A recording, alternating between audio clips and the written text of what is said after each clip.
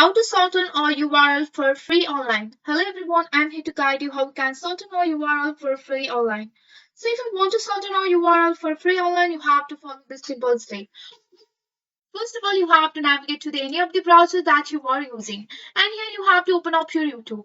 Once you have opened up your YouTube, here you can find the URL link of your YouTube.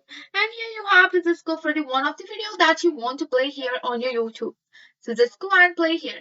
So here you can see the URL link of that YouTube. So if you want to shorten this URL link, you have to just go and click all link and go for the copy option here. So you have to select this link and go for the copy option. And after that, here you have to just go for the new tab. Once you are on your new tab, you have to search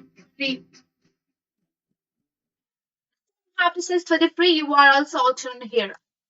So after that, you will navigate to this page and you will find varieties of options and you have to just go for the URL shortener and you have to just go and right click on that.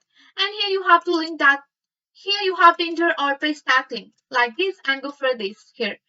And here you can easily copy this URL. That's it. You have easily shortened your URL for free in your Google Chrome browser. That's it for today. If you like this video, please hit that like button.